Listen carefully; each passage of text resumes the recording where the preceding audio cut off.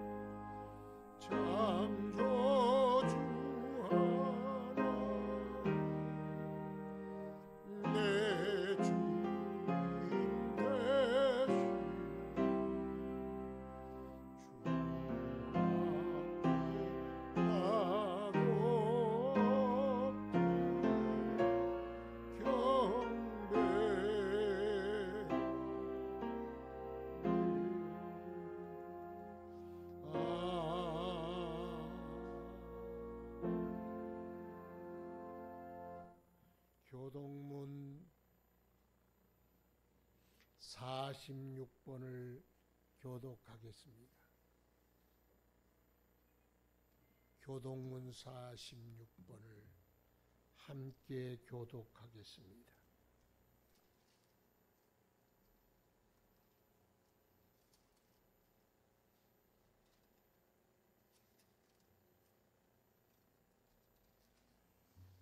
내 영혼아 여호와를 송축하라.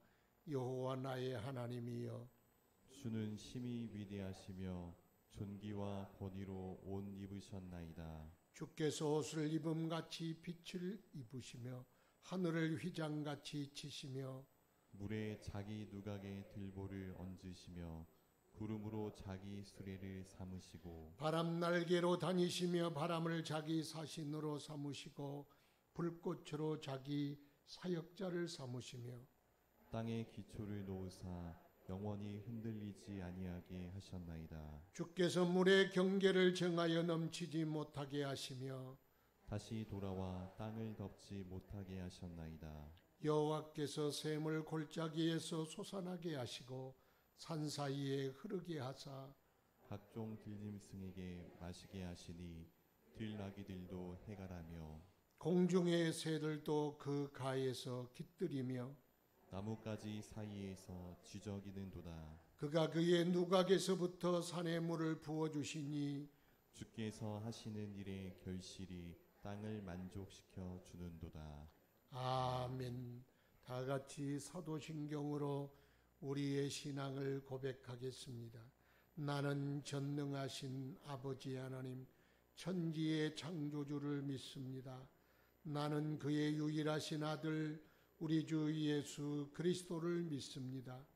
그는 성령으로 잉태되어 동정녀 마리아에게서 나시고 본디오 빌라도에게 고난을 받아 십자가에 못 박혀 죽으시고 장사된 지 사흘 만에 죽은 자 가운데서 다시 살아나셨으며 하늘에 오르시어 전능하신 아버지 하나님 우편에 앉아 계시다가 거기로부터 살아있는 자와 죽은 자를 심판하러 오십니다. 나는 성령을 믿으며 거룩한 공교회와 성도의 교제와 죄를 용서받는 것과 몸의 부활과 영생을 믿습니다. 아멘. 성령 하나님께 올려드리겠습니다.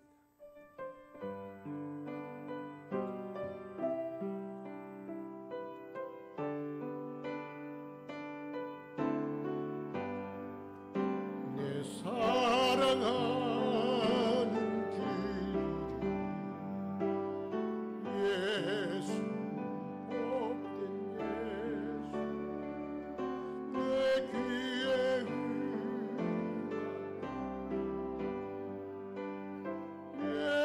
예수 복된 예수 귀하다 주의 이름 알보리산에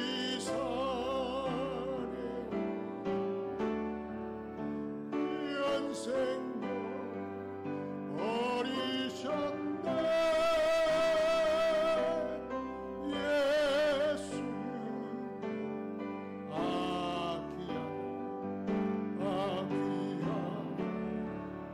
주의 이름 알보리산에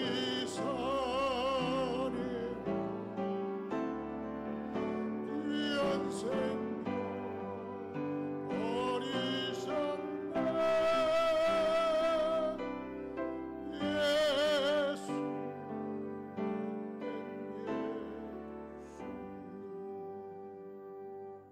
자리에 앉아주시기 바랍니다. 회종을 대표해서 박세화 집사님 기도 인도해 주시겠습니다.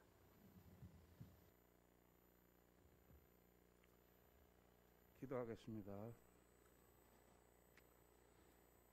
믿는 자들에게는 하나님의 자녀가 되는 권세를 주시고 영접하는 자에게는 구원을 허락하시는 하나님 아버지, 오늘도 주의 이름을 부르며 드리는 예배를 기쁘게 받아 주시옵소서. 저희들을 향하신 주님의 인자하심에 감사합니다. 이 시간 찬송과 영광과 존귀를 주님께 드리려고 이 자리에 모였나이다. 이 땅에 하나님의 교회가 세워질 때에 내려주셨던 성령님을 지금 이 시간 저희에게 충만히 부어주시기를 원합니다. 저희를 성결케 하사 예배드리기에 합당한 심령이 되게 하여 주시옵소서. 6월은 호국보훈의 달입니다. 아버지 하나님, 지난날 많은 젊은이들이 자유라는 이름 아래에 아버지 하나님 목숨을 바쳤습니다. 아버지 하나님, 지금의 젊은이들이 그들의 희생정신을 생각나게 하시고, 아버지 하나님, 지금의 젊은이들을 나라를 사랑하고, 아버지 하나님 또한 그들이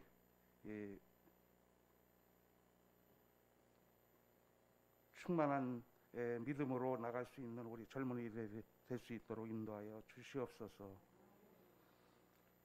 치료의 주님, 당신은 모든 병과 질병을 치유하면서 도시와 마을을 여행하셨습니다. 당신의 말씀에 따라 모든 병자는 치유를 받았습니다.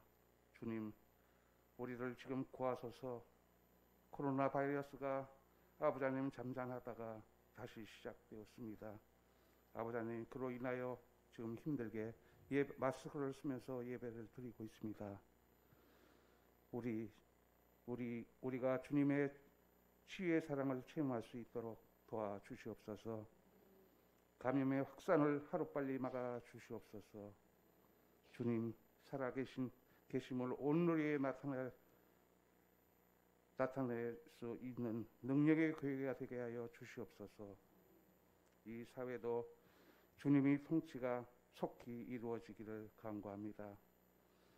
개인적으로나 국가적으로 부정과 불의와 온갖 죄악된 일들이 하늘을 뒤덮고 있습니다.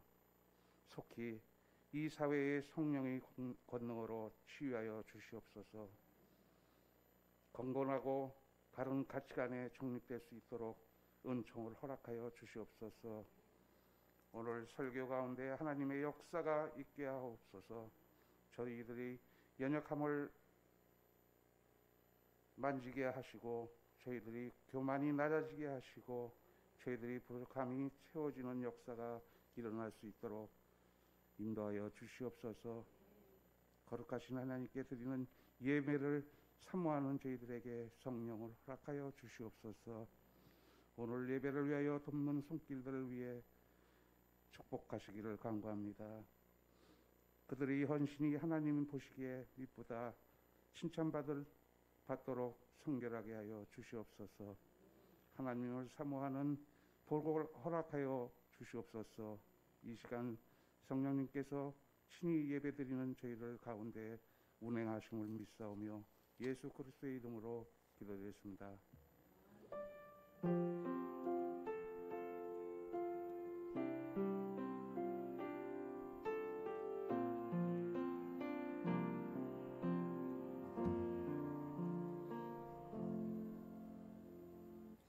하나님 말씀 마태복음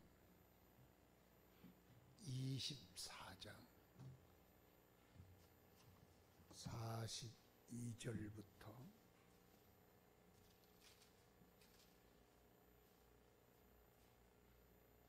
51절 말씀까지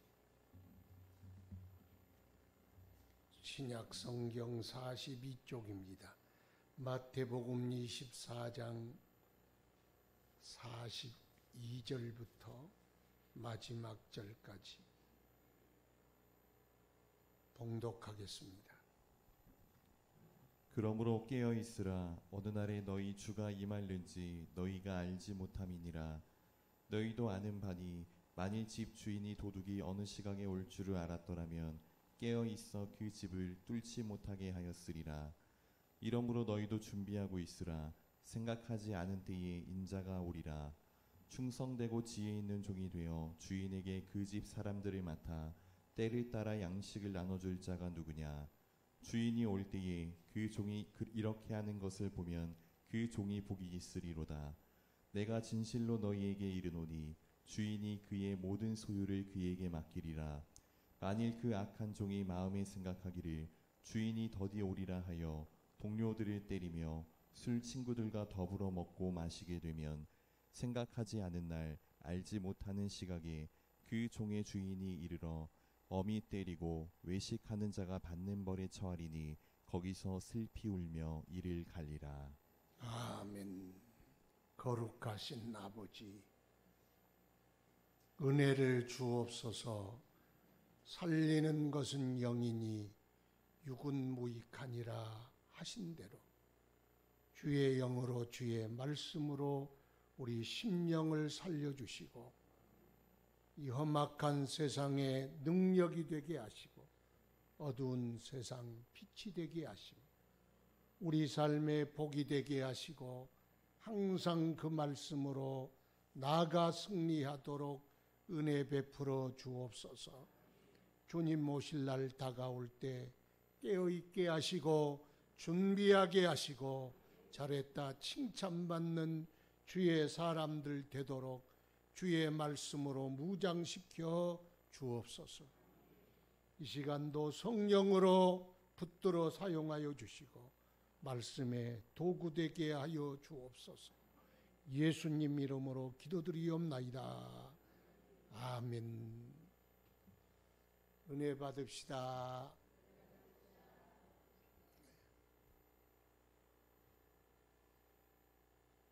예수 믿는 그리스도인의 신앙의 중심에는 종말론이 있습니다. 종말신앙, 그게 뭘까요? 종말신앙은 끝이 있다는 거죠. 모든 해 아래 시간 속에 있는 모든 존재는 끝이 있다. 꽃이 피면 떨어질 때가 있고 해가 뜨면 질 때가 있고 나무를 심었으면 나무가 말라 죽을 때가 있습니다. 나라도 끝이 있고 인생도 끝이 있고 이 세상의 모든 것들이 끝이 있다. 모르는 사람이 어디 있겠습니까? 그런데 이 세상에 존재하는 모든 것들이 다 종말이 오는데 그 종말이 예수 그리스도와 연결되는 것을 종말신앙이라 그렇게 부릅니다. 그래서 우리의 인생이 마지막이 되는데 그 종말이 예수 그리스도를 만나게 되면 그걸 구원이라 부릅니다. 그러니까 여러분 마지막 모든 시간, 모든 우주, 모든 인생의 끝에는 주님이 계십니다. 그분이 심판하시고 그분이 구원하십니다. 그래서 예수 믿는 사람들은 이런 코로나 사태나 기후변화나 지진이나 자연재해나 이런 것을 바라보면 느끼는 느낌, 마음의 자세, 감정이 예수 믿지 않는 사람과 다를 수밖에 없습니다. 다르지 않다면은 고장난 거예요. 신앙이 고장나면 이 세상에 자연의 재해나 문화적 현상이나 또 시대적 현상이나 이런 세기 말의 현상이 나타나는데도 불구하고 전혀 내 마음에 감동도 없다. 그것에 대한 떨림도 없다. 그러면 고장난 거라는 거예요. 그래서 성경에는 우리에게 시대의 징조, 자연의 징조, 문화의 징조, 세상의 징조, 그리고 믿음 생활의 징조, 마지막 때가 되면 이런 징조가 있을 것이다. 인간성은 이렇게 파괴되고 문화는 이렇게 되고 자연도 이렇게 되고 이런 현상들 목록을 쭉 이야기했어요. 그러니까 예수 믿는 사람은 그런 것들을 사건들이 나타나면 그걸 체크하잖아요. 쭉 그 리스트를 어디에 해당되는가. 그리고 예수님 오실 날이 점점 가까워오는구나. 그렇게 깨닫게 되고, 그래서 우리가 준비할 수 있도록 하는 겁니다. 그걸 종말신앙이라 그렇게 말하지 않습니까? 그래서 종말에는 여러 가지 종말이 있지요. 그 중에 인생에도 종말이 있습니다. 그래서 항상 종말은 징조가 있다, 사인이 있다. 이 세상의 징조, 문화의 징조, 그리고 사람의 인간성의 징조, 자연의 징조, 징조를 말씀해. 징조가 뭔지 알지요? 징치는 게 징조가 아니고 사인이 있다는 거예요. 우리 인생도 그렇습니다. 우리 인생도 종말이 오기 때문에 반드시 사인이 옵니다. 제가 조금 나이가 들어가니까 사인이 오는데 눈부터 침침해집디다. 눈이 안경 썼잖아요. 옛날에 내 안경 안 쓰고 눈이 한 5.0이나 된 것 같아. 그런 것 같지만 내 생각에. 그래서 옛날에는 2.0이었어. 저기 멀리 오는 사람도 누군지 다 알아볼 만큼. 그런데 지금은 안경 안 쓰면 책을 못 쓰고, 또 이게 안경을 쓰고 책을 오래 읽으면 머리가 아파서 잘 읽지를 못합니다. 혈관도 망가져서 콜레스테롤이 높아가고 고지혈증이 생기고 고혈압이 생기고 당도 올라가고, 그러니까 여러 가지 몸에 현상이 나타납니다. 운동을 해도 배가 안 빠지고 걸어가면 관절이 아프고, 그런 하나님이 우리에게 주신 사인이 있습니다. 몸에만 사인이 있습니까? 세상에도 사인이 있다. 그러니까 그 사인을 잘 읽어서 분별하고 깨어서 준비하는 것이 지혜 있는 사람이다. 예수 믿는 사람은 그래서 준비할 게 있습니다. 예수 믿는 사람은 분별할 게 있습니다. 세상이 흘러가는 걸 보고 예수 믿는 사람은 분별을 해야 합니다. 무화과 나무가 싹이 나거든 여름이 가까운 것처럼 너희도 그 징조를 읽어라. 그래서 깨어있고 준비하는 사람이 되라. 그렇게 우리에게 일러주셨습니다. 그래서 종말은 반드시 옵니다. 반드시 무너지는 날이 옵니다. 이 세상에 있는 것들은 다 무너진다는 거예요. 그러니까 무너지는 것은 늦출 수는 있어도 막을 수는 없습니다. 우리의 건강이 노화됩니다. 그러다가 무너집니다. 그런데 열심히 준비하고 또 열심히 관리 잘하면 노화를 늦출 수는 있지만은 막을 수는 없습니다. 그러니까 모든 게 이 세상에 있는 게 무너지는데 늦출 수는 있어. 그러나 막을 수는 없습니다. 여러분의 가정도 무너질 줄 압니다. 무슨 그런 소리를 합니까? 마음이 들어서 짝을 만나서 가정을 이루어서 자녀를 생산하고 양육해서 자라니까 다 둥지를 떠났어. 자기 가정 이루어 두 사람이 남았다가 배우자 한 사람이 먼저 갑니다. 그리고 또 배우자가 또 따라갑니다. 그러면 가정이 생기기만 했습니까? 언젠가는 무너지더라. 그래서 이 세상에 존재하는 것들은 다 무너지더라. 나라도 조선도 건국하더니 무너졌고, 고려도 건국하더니 무너졌고, 고구려도 건국하더니 무너졌고, 다 무너집니다. 나라도 무너집니다. 인생도 무너집니다. 건물도 무너집니다. 무너지고야 마는 날이 반드시 옵니다. 그런데 문제는 뭐냐? 그날과 그 시와 그 때를 모른다는 거예요. 무너지는데 여러분 아십니까? 언제 천국 갈지 아십니까? 몰라. 모르니까 답답할 일이요. 그래서 예수님의 제자들이 예수님께 물어서 예수님, 이스라엘의 회복의 날이 언제입니까? 그랬더니 야, 그런 거 알 필요 없다. 때와 기한은 아버지께 달렸으니 너희는 그거 묻지 말아라. 징조를 알라 그러는데 또 물어보니까 안 가르쳐 줬어. 그러니까 징조는 어느 때쯤 온다. 그러나 정확한 시간을 알려고 하면은 안 됩니다. 반드시 오기는 오지만은 그거 잘못하면은 독이 되고 잘못하면 해가 되고 그거 자꾸 거기에 관심 갖다 보면 신앙이 잘못될 수가 있습니다.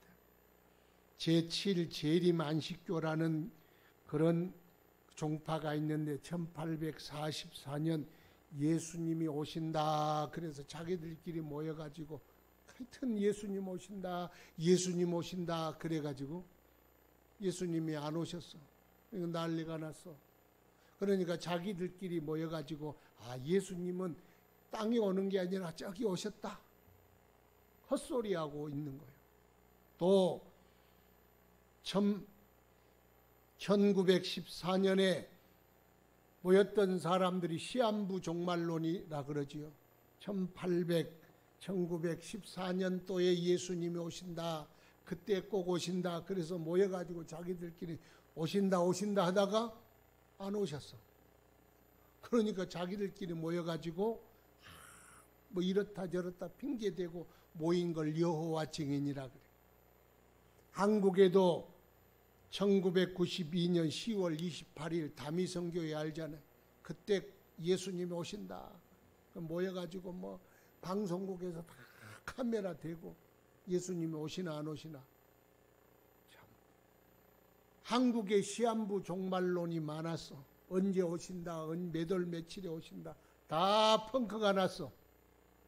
예수님이 오신다 그래서 그냥 펑크 낸 게 아니라 때와 기한은 너희가 알 바도 아니고 그날과 그때는 아무도 모르나니 하늘의 천사도 아들도 모르고 오직 아버지만 아신다 그랬는데 지가 안다고 언제라고 떠든 거 다 가짜들이요.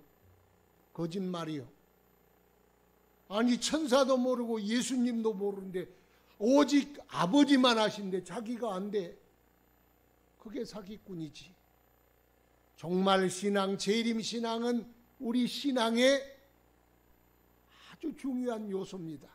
그런데도 불구하고 시한부 종말론 때문에 성도들이 종말 그러면 그냥 경기를 합니다. 재림, 예수님의 재림 그러면 이상하다. 깜짝 놀랍니다. 여러분 옛날에는요. 재림 신앙, 재림 찬송 다 그렇게 불렀어. 그런데 어쩌다가 시한부 종말론이 자꾸 이렇게 몇 월 며칠 날 온다 그래서 사람들이요 그냥 종말 설교하고 재림 설교하면은 잘못된 것 같이 생각해. 그게 마귀의 술수예요. 중요한 것을 자꾸 뻥꺼내게 만들어서 사람들에게 예수님의 재림에 대하여 부정하게 만들고 종말에 대하여 잊혀지게 만들고 그렇게 만든다는 것입니다. 예수님도 십자가 지기 전에 제자들에게 마지막에 재림과 종말과 천국에 대하여 계속해서 강조하지 않았습니까? 그래서 무화과 나무 잎이 연하여지면 잎사귀가 나면 여름이 가까웠다. 그렇게 느낀 것처럼 너희 인생도 징조를 보거든 네 인생이 어느 정도 있는지 좌표 중에 어느 정도 있는지 네 인생의 시간표 중에 지금 어느 때인지 점심때냐 황혼역이냐 아침이냐 그거 좀 계산하고 살아라. 그렇게 일러주셨습니다. 그래서 내 인생도 저물 날이 반드시 오고 그러나 그때는 모르기 때문에 항상 우리가 준비해야 하는 것입니다. 오늘은 그래서 깨어있으라 하는 종말에 대한 설교를 오늘 하는 것입니다. 옛날에 한 나무꾼이 나무를 하러 산에 갔습니다. 그 동굴 하나를 발견하고 그 동굴을 쭉 따라가 보니까 동굴이 환히 빛나더니 거기에 좋은 동산이 하나 있더래요. 그 수염이 이렇게 난 노인들이 장기를 두고 있었어. 그래 한참 장기 두는 걸 보다가 아이고 시간이 제법 지났겠네. 그러고 도끼를 들렸더니 도끼자루가 다 썩어버렸더래. 그래서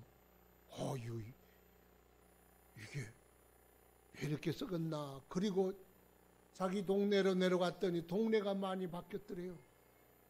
아는 사람도 없고. 그래서 누구를 만나서 여보시오, 여기 누구누구네 댁 없어. 누구십니까? 나는 누구누구라는 사람이 그분이 우리 증조부입니다.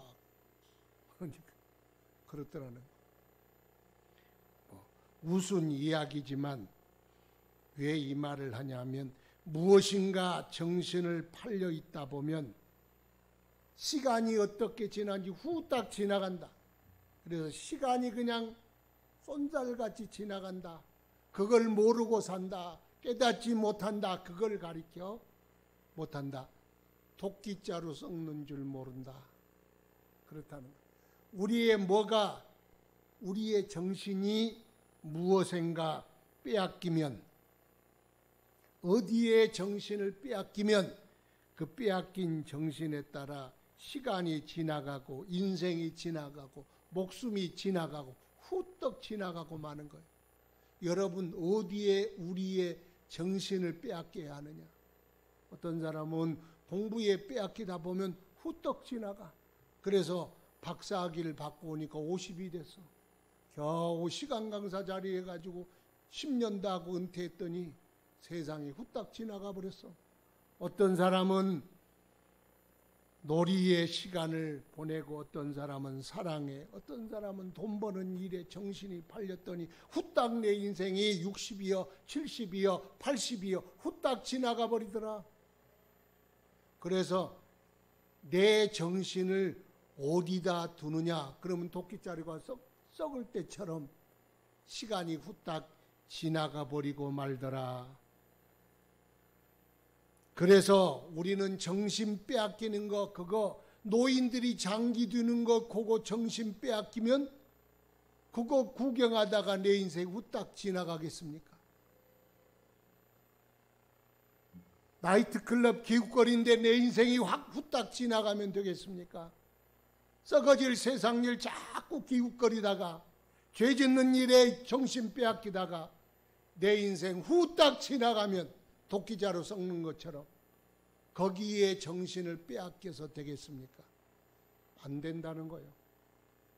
성경은 그렇게 말씀합니다. 그래서 38절에 사람들이 먹고 마시고 장가가고 시집가고 있으면서 홍수가 다가옴을 깨닫지 못했더라. 종말이 오고 홍수가 오고 심판이 오고 멸망이 오는데도 불구하고 깨닫지 못하더라. 왜 못 깨달았어요? 정신을 다른 데다 둬버렸어. 지금 다가오는 심판, 다가오는 구원, 다가오는 것, 그게 중요한데 내 마지막이 다가오는데도 불구하고 깨닫지 못한 이유가 뭐냐? 정신을 빼앗겨 버렸어요. 먹고 마시고 시집가고 장가가는 일에 정신을 빼앗겼더니 깨닫지 못하더라. 도끼자루 썩는지 몰랐다는 거예요. 그래서 누가복음 21장 보니까 너희는 스스로 조심하라. 그렇지 않으면 방탕함과 술취함과 생활의 염려로 마음이 둔하여지면 깨닫지 못한다.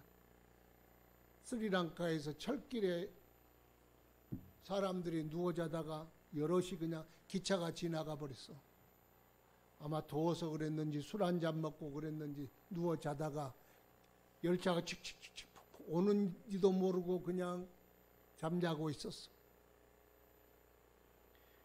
그래서 너희는 깨어 있으라. 이 모든 일을 피하고 인자 앞에 서도록 기도하여 깨어 있으라. 그렇게 말씀했어요. 깨어 있어라. 잠잠히 열차가 덮친지, 홍수가 덮친지, 심판이 덮치는지, 지옥과 멸망이 덮치는지, 내 인생 죽음의 그림자가 다가오는데도 불구하고 깨닫지 못하고 그냥 지나가 버리더라. 그러므로 너희는 모든 일을 피하고 예수 앞에 서도록 정신 차려라. 그러면 도끼자루 썩는지 모르게 후딱 지나가고 만다. 네 인생 그거 지나고 보면은요, 뭘 했는지, 내가 뭘 하고 살았지, 내가 뭘 하고 여기 있지, 깜빡하면 인생은요 끝이요. 길지 않아. 살아봤으면 살아봤잖아요. 내가 그럼 오래 살았으면 아니요. 엊그저께 10대였어. 지금도 마음은 10대야. 그런데 어느덧 이 나이가 되었어. 정신 차리지 아니하면, 깨어있지 아니하면 내 인생 헛군데 다 쏟아버리고 만다. 주님이 우리에게 일러주십니다. 우리의 생각은요 쉽게 붙들립니다. 취미에 붙들리면 생각도 시간도 신앙도 거기 묶이게 됩니다. 어떤 사람은 생활의 염려로 묶입니다. 돈 벌어야지, 뭘 해야지. 생활의 염려가 많아. 그래서 거기에 후딱 지나가 버려. 주님께서 우리에게 묶이면 안 된다 그렇게 말씀합니다. 40절 41절 보면은 그때 두 사람이 밭에 있는데 한 사람은 가고 한 사람은 남아있더라. 두 사람이 함께 맷돌을 가는데 한 사람은 가고 한 사람은 남더라. 똑같은 사람이 똑같은 자리에서 똑같은 일을 하는데 왜 한 사람은 가고 한 사람은 거기 남겨졌을까? 내가 생각을 해보니까 그런 것 같더라고. 사람의 눈에는 안 보이는데 한 사람은 세상에 묶여있는 사람이, 주님이 오시니까 둘 다 일어서 주님 하고 가는데 한 사람은 주님 품에 안기는, 한 사람은 뒤에서 가다 보니까 묶였어. 쇠사들이 묶였어. 가지를 못해. 묶여 있는 거예요. 맷돌질하다가 주님이 그때 오셨는데 한 사람은 주님, 두 사람 다 일어서 가는데 한 사람은 묶여 있는 사람이더라. 묶여 있는 것을 모르더라. 세상에 매이고 육신에 매이고 죄악에 매이고 정욕에 매이고 그 매인 것을 모르더라. 그래서 우리가 묶여 있는가를 늘 살펴야 된다는 거예요. 나는 어디에 매여 있는가? 내 생각이 어디에 있는가? 우리가 다 이 세상 똑같이 살아요. 그런데 내 중심이 어디를 향하고 있고 무엇을 바라고 있고 내 인생의 목적이 무엇인가? 거기에 묶여 있는 거예요. 어떤 사람은 그래서 주님 만나러 가야 하는데 주님 만나러 가야지 마음은 굴뚝 같은데 자꾸 가지를 못해. 왜? 묶여 있기 때문에 그런 거예요. 그러니까 본인이 묶여 있는지 안 묶여 있는지를 몰라서 죽는다는 거예요. 그러므로 너는 깨어 있어서 네가 이 세상에 묶여 있지 않도록 해라. 주님이 그렇게 말씀합니다. 묶여 있는 걸 덧치라 그런 덧치라. 여러분 사냥꾼들이 저 산에 가니까 막 덫을 많이 놓았더라. 사냥꾼들이 짐승 잡으려고. 그런데 마귀도 이 세상에 덫을 놔. 잡으려고, 성도들 잡으려고 덫을 놔. 그런데 그 덫이 목에 걸리고 다리에 걸리고 걸리는 거예요. 그런데 보통 때는 그게 덫인지를 몰라. 그런데 마지막에 주님 만나야 할 그 시간에 보니까 걸려 있어. 그게 얼마나 큰 낭패냐. 예배하러 가야 되는데 자꾸 핑계거리가 생기거든. 그 핑계가 덫이요. 지금 걸려 있는 거요. 예수님 오기 전에 빨리 잘라야 돼. 끊어야 돼. 사냥꾼이 오기 전에 빨리 탈출해야 되듯 우리를 묶고 있는 올무가 무엇이냐? 묶고 있는 것이 무엇이냐? 만약 지금 주님이 오신다면 나는 주님 만나러 가겠느냐? 남겨지는 사람이 되겠느냐? 그게 묶여 있느냐 안 묶여 있느냐의 차이요. 그걸 모른다 그러면 안 된다는 거예요. 알아라 그 말이에요. 깨달아라. 네가 어디에 묶여 있는지 너를 돌아보고 묶여 있거든 그 쇠사슬을 끊어버려라. 그러라고 깨어 있으라는 거예요.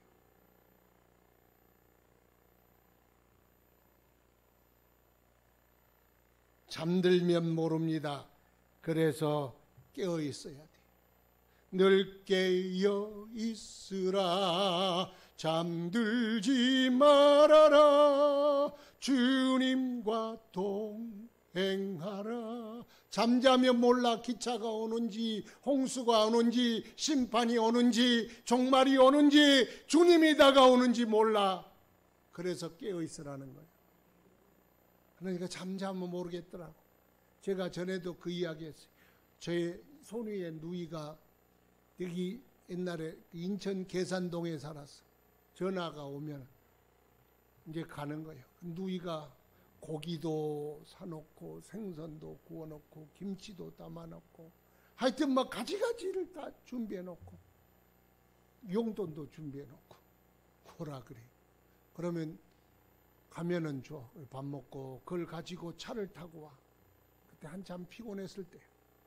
근데 버스에 그걸 딱 올려놓고 잠을 자는데 잠을 뚝 깼어. 그랬더니 한 정거장 지나서 그래서 삐 누르고 뛰어내렸어. 그리고 집에 오려고 버스를 타려고 그러는데 뭐가 허전해. 뭘 두고 왔어요? 보따리 다 두고 온 거예요. 뭐하러 거기 갔어요? 보따리 가지러 갔는데 우리 누이가 그렇게 힘쓰고 애써서 뭐 참기름도 넣고 깨소금도 넣고 그 누이는 그렇게 나를 생각하는 마음이 알뜰했어. 싹 가버린 거예요. 전화를 해도 없대요. 그래서 생각하는 것이 있어요. 천국의 정거장에 내려야 할 때 지나치면 지옥 정거장이다. 잠들면 안 되겠구나. 내가요 잠자다가 낭패 본 에피소드가 많습니다. 예비군 훈련 받으러 가다가 지하철 타고 지나버렸어. 신대원 다닐 때. 그런데 지나쳐가지고 갔더니 예비군 복 싹 가버렸어. 털레털레 갔더니 왜 군복 안 입고 왔냐고 그러더라. 그래서 내가 사실은 졸다가 지나가 버렸다고. 그랬더니 그분이 또 맘씨가 착해서 봐주더라고. 그러면 오늘 이거 하라고. 그래서 서류 정리를 열심히 도와줬어. 이거 방송 나가도 괜찮겠죠? 하여튼 그런데 천국은요 예복 입지 아니하면 절대로 못 들어가. 들어와도 쫓겨나. 그러잖아요.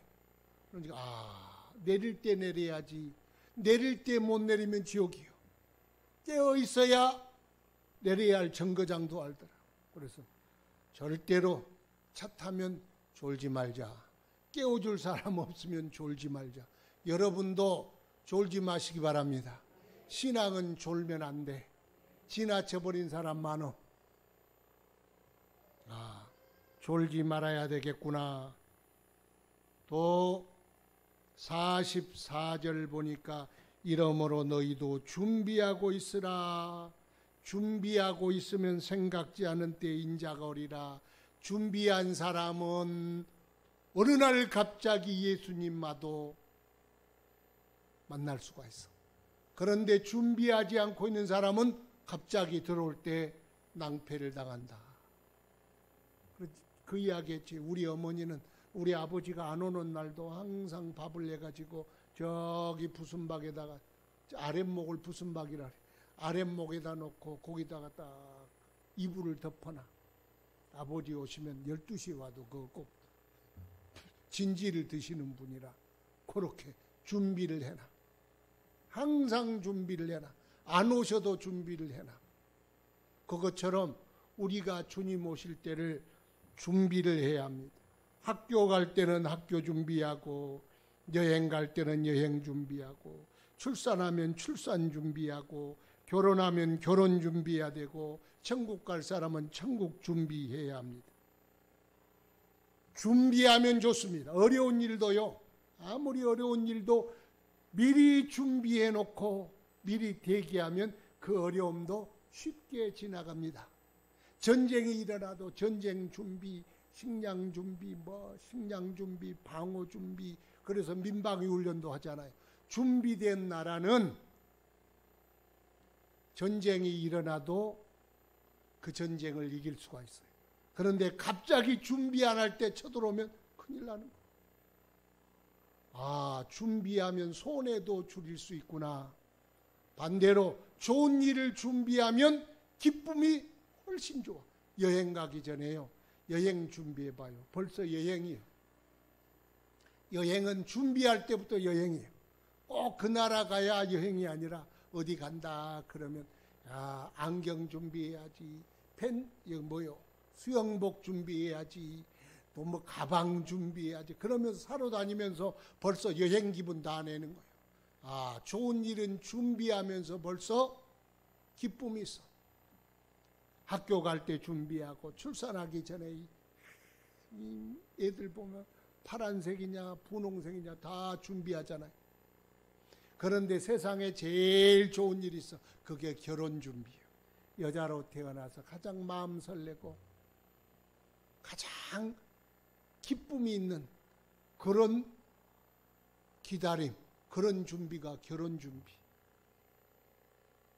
옛날에는 그냥 얼굴도 못 보고 왔잖아요. 보니까 준비하는 게 옛날에 보니까 복잡하더라고. 이불도 준비하고 뭐 십자수도 준비하고, 옛날엔 다 그래서 준비를 그렇게 해. 결혼 준비하면서 마음이 얼마나 설레겠어요. 그런데 우리 인생의 최고의 축복은 뭐냐? 결혼이 아니에요. 주님 만나는 거야. 그래서 우리 신앙의 준비를 마치 결혼 준비로 비유를 했어. 신부는 그래서 신랑 만날 날을 준비해야 된다. 그래서 천국은 준비해야 간다. 그렇게 말씀하고 있지 않습니까? 신앙생활을 준비해야 합니다. 처녀가 신랑을 맞이하려 준비한 것처럼 그렇게 준비해야 합니다. 에스더 2장에 보면 그 아수에르 왕이, 페르시아 왕이 새로운 왕비를 맞이하는데 국내 미인들을 다 선발을 해놨어. 그런데 준비를, 왕에게 가려면 1년을 12달을 준비합니다. 준비하는데 3가지를 준비해. 첫째는 몰약 기름으로 정결케 하고, 6개월, 그 6개월 후에는 향품으로 여자를 치장하고, 3번째는 보석을 꾸미고 그리고 화장하고 임금을 만나는 거예요. 그게 왕을 뽑을 때 준비 기간이에요. 그래서 몰약은 소독이에요. 몸을 깨끗게 하고 정결케 하고, 누가 무좀이 있는지 습진이 있는지 뭐가 있는지 모르잖아요. 그러니까 몰약은 치료제, 깨끗게 하는 그 몰약이에요. 그러니까 왕의 왕후가 돼도 이렇게 6개월 동안 몰약으로 목욕을 하고 몰약으로 향기로 쏘이고, 그래서 몸을 치료하고 안 좋은 걸 덜어내고, 또 6개월은 향품으로 막 목욕을 해. 그러면 이 모든 몸에서 향기가 나도록, 그리고 나서 보석을 치장하는 거예요. 이게 3가지예요. 이게 사실은 그 역사에 나타난 역사의 기록이지만 이 영적인 의미가 있어. 첫 번째는 몰약은 신부의 마음을 신부가 누구요? 우리요. 우리가 예수 그리스도의 신부 아닙니까? 예수 그리스도의 신부는 몰약으로 쩔어있는 죄악의 독소, 정력으로 더럽혀진 음란의 독소, 그리고 우리 안에 있는 세상을 사랑하는 이런 것들을 다 독소를 빼야 돼. 소독을 해야 돼. 치료를 해야 돼. 새롭게 해야 돼. 그래서 신부에게 그걸 요구하는 거예요. 6개월 동안. 호세아서 보면은 호세아 사모님이 이름이 고멜이야. 근데 고멜이란 여인이 누군 줄 알죠? 성이 고시요 이름은 멜인데 고멜이란 이 여인은 행실이 좋지 않은 음란한 여인이야. 그래서 호세아에게 너는 가서 음란한 여인을 네 아내로 데려와라. 아이고 참 기가 막혀. 그래서 그 아내를 데려왔어. 그랬더니 이 여인이 자꾸 다른 남자를 봐. 돈을 갖다 주고 뭘 갖다 주면 그걸 가지고 또 남자한테 가서 퍼주고 그러다가 둘이 눈 맞아가지고 도망쳐버렸어. 도망가면 잘 살아야 하는데 거기 갔더니 또 포주한테 넘겨버렸어. 그러니 하나님께서 호세아에게 야 너는 은 15개와 보리 한 오멜 반을 가지고 저를 다시 사와라. 다시 사왔어. 왜 그러면 사왔을까요? 이스라엘 백성이 고멜과 같다. 하나님을 섬기는 것이 아니라 세상과 바알과 우상과 정욕으로 물들어 버린 그런 간부와 같은 이스라엘 백성. 이스라엘이 그렇다면 우리는 더하지. 우리 같은 사람은 고멜보다 더하는 사람이. 그렇다면 우리에게는 몰약이 필요한 거예요. 몰약이 뭐요? 우리의 죄악을 씻어내고 우리의 병든 것을 고치고 우리 안에 있는 독소들을 다 빼도록 6개월 동안 씻어내요. 그래야 거룩한 주님의 신부가 되는 것입니다. 그래서 우리는 주의 말씀 예수의 피로 우리의 구석구석에 있는 죄악의 때, 죄악의 찌꺼기 이것들을 씻어내야 합니다. 자꾸 씻어내야 합니다. 세상의 습관도 바꿔야 합니다. 음란하고 방탕한 생활도 정리해야 합니다. 이 세상 쫓아갔던 우리의 태도도 새롭게 해야 합니다. 여러분 항상 6개월 동안이라 임금의 왕비가 되기 위해서 6개월 동안이라 몰약으로 씻어냈다는데 우리 같은 사람도 주님의 말씀과 예수의 피로 우리의 모든 몸과 마음을 씻어내기를 바랍니다. 정결한 그리스도의 신부가 되기 위하여 씻어내야 돼. 두 번째는 이제는 우리 몸을 정결케 해야 한다면 그 다음에는 이제 밖으로 드러나는 향기가 있어야 돼. 향품으로 6개월 동안 계속 향품으로 목욕을 하고 향품이 배이도록 그렇게 우리의 치장을 해야 합니다. 우리의 삶 속에 예수의 향기가 나와야 합니다. 우리의 생각과 우리의 언어 속에서 예수의 향기가 나타나길 바랍니다. 거룩한 향기, 거룩한 냄새가 나야 돼. 우리가 씻어내는 것으로만 족하는 것이 아니야. 씻어내고 성령으로 채우고 은혜로 채우고 예수로 충만하면 우리에게서 그리스도의 냄새가 나기 시작하는. 그래야 주님 신랑이 좋아하는 거예요. 향품으로. 그래서 우리를 항상 채워야 합니다. 따라합시다. 그리스도의 향기로 채우자. 여러분에게는 썩은 냄새가 납니까? 아니면 그리스도의 냄새가 납니까? 그리스도의 냄새가 나야 한다는 거예요. 세상에 썩은 냄새가 아니라 우리의 말 속에 품위가 있고 거룩한 품위, 우리의 생각 속에, 우리의 삶 속에, 우리의 생활 속에 예수 그리스도의 향기가 나타나야 한다. 그 향기가 배어 있어야 돼. 또 세 번째는 이제는 꾸며야 됩니다. 꾸며야 돼. 그게 준비요. 신부 준비. 꾸며야 되는데 세마포 옷을, 드레스를 입어야 돼. 그런데 예수님 만나려면 세마포 옷을 입어야 된다. 세마포는 성도의 착한 행실이다 그랬어요. 세마포 드레스를 입고 또 보석으로 치장을 하는 거예요. 그래서 무슨 보석을 대기하시오. 그러면 임금에게 나갈 때는 보석으로 치장할 수 있도록 해줬다는 거예요. 그런데 보니까 성경에 12가지 보석이 있었어요. 벽옥, 남보석, 옥수, 녹보석, 홍만호, 홍보석, 황옥, 노곡, 다망옥, 비취, 청옥, 자정, 이런 12가지 보석이 있었어. 그런데 그 보석은 다 그 뜻이 있어.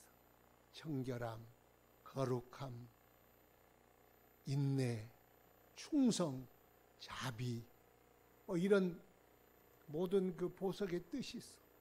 그러니까 우리가 성도로서 주님 앞에 나아갈 때 신앙생활 속에 이런 열매가 맺혀지는 걸 가리켜 보석이라 그런 거예요. 보석. 여러분 주님 앞에 나갈 때 아름다운 보석으로 꾸며 있기를 축원합니다. 아름답게 치장한 그리스도의 신부, 그 신부가 되어야 합니다. 고린도후서 11장 2절에 내가 너희를 정결한 처녀로 한 남편인 그리스도에게 드리려고 중매함이라. 바울은 중매쟁이라 그랬어요. 내가 정결한 처녀로, 준비된 처녀로 그리스도와 함께 짝지어 주려고 나는 중매쟁이다. 그런데 에스더의 중매쟁이는 아니지만 거기에 내시, 허게라는 내시가 있었어. 그 왕을 뽑는 여러 여인 중에 왕후를 뽑는데 허게라는 그런 내시가 있었어. 이 내시는 신랑은 아니요. 그 내시는 뭐예요? 이제 그 여인 도와주려고. 그런데 그 허게가 에스더를 아주 이뻐했어. 기뻐하더라. 순종 잘하고 착하고 마음 씀씀이가 너무 아름답고. 그래서 그에게 관심을 가지고 그를 도와주었어. 그래서 제가 항상 그런 말씀을 드리지요. 은혜의 교회는 미용실이다. 은혜의 교회는 미용실이다. 무슨 미용실이냐? 신부 화장 전문 미용실이다. 신부 화장 전문은 뭐냐? 저기 예식장 들어가기 전에 신부 화장하잖아요. 그러면 신부 화장을 크게 세 가지라 그랬어요. 첫째는 몰약, 때 빼고 광내는 거야. 며칠 전에 막 하더라고. 내가 봤어. 우리 딸 결혼한 거. 두 번째는 막 그 향품으로 단장하는 거. 세 번째는 웨딩 드레스하고 이런 막 보석들 뭐 여기도 쓰고 그러잖아요. 세 가지. 누가 해요? 원장님이 하는 거. 허게가 원장님이에요. 그래서 제가 원장님인지 모르겠어요. 늘 그 말씀 드리잖아요. 나는 은혜 미용실 원장님이다. 죄송해요. 우리 교회는 신부, 예수 그리스도의 신부를 만들고 가꾸는 신부 전문 미용실이다. 여기서 여러분 몰약으로 씻어내고 향품으로 충만하고 아름다운 보석으로 치장한 그리스도의 온전한 신부로 준비되기를 축원합니다. 준비되어 있어야 돼. 신랑이 오는데 아이고 이빨은 누렇지, 냄새는 풀풀 나지, 땀 냄새 나지, 밑에는 파자마 바람에 쓰리빠 끌고 다니지. 신랑이 데리고 가겠어요? 준비해야 돼.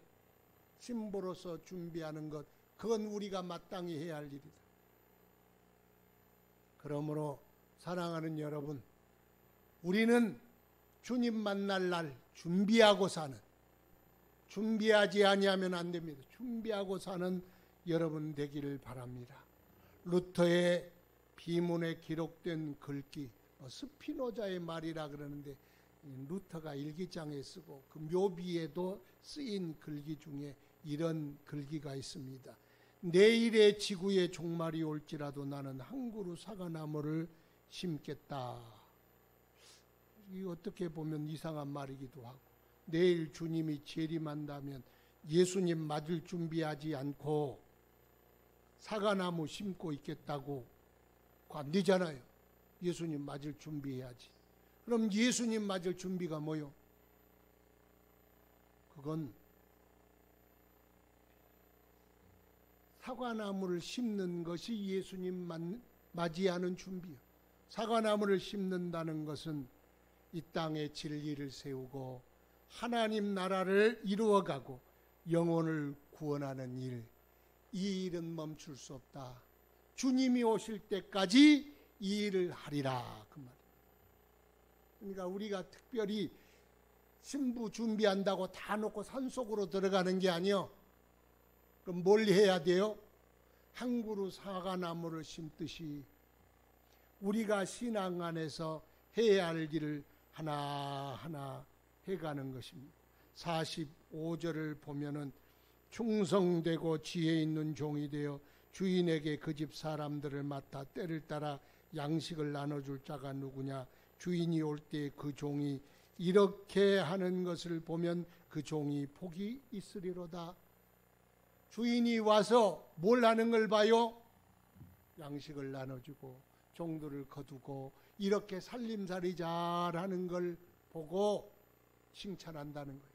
그러니까 한 그루 사과나무를 심는다는 말은 우리가 이 세상에서 신앙으로 살아가고 예수님 섬기는 믿음 가지고 이 세상을 살아가는 것을 가리켜 사과나무를 심는 거예요. 루터와 같은 마음을 가져야 합니다.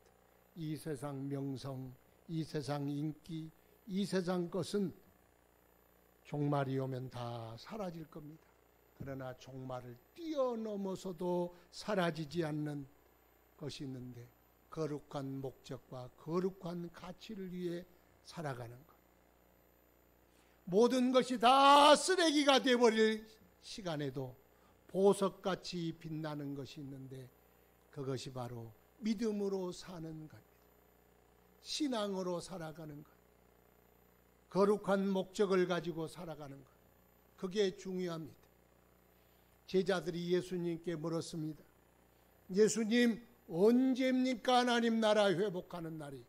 그랬더니 예수님이 그 때를 묻지 말고 무엇을 해야 하는가를 물어라 그랬어요.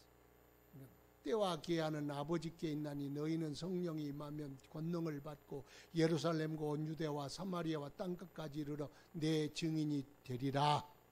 그 말씀은 때를 묻지 말아라. 어느 때에 오십니까? 그걸 묻는 것이 아니고 무엇을 해야 합니까? 그걸 물으라는 거야. 질문이요 잘못돼서 제자들. 우리도 그래야 돼. 주님 언제 오십니까? 그렇게 묻지 말고 주님 오실 때까지 내가 무엇을 해야 합니까? 그렇게 묻는 거예요. 그러면 주님이 뭐라 그래요? 성령 받아 증인되라. 이게 양식을 나눠준 자입니다. 준비하는 자입니다.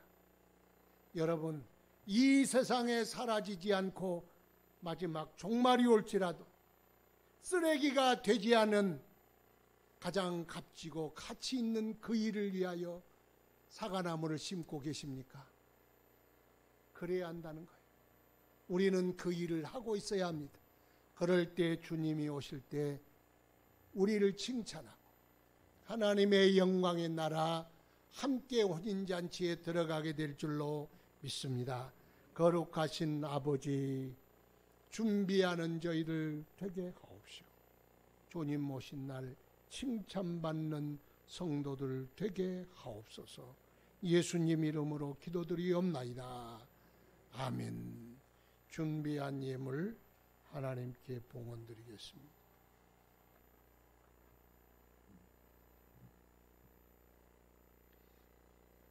성전 소독 청소 더 참여해 주셔서 감사합니다. 열심히 해 주시기 바랍니다.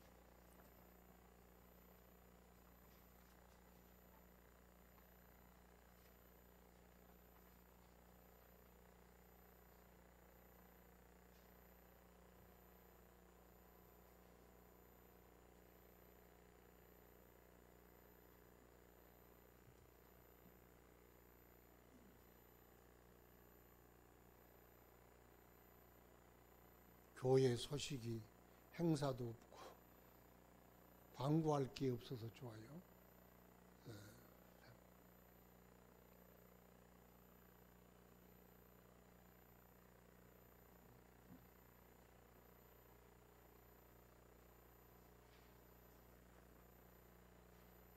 봉헌 기도 드립시다. 아버지 감사합니다.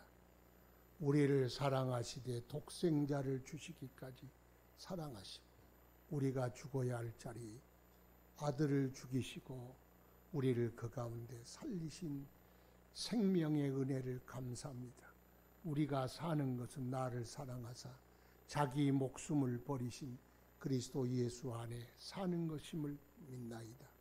그러므로 우리의 신앙이 감사로 충만해야 할 줄 아나이다.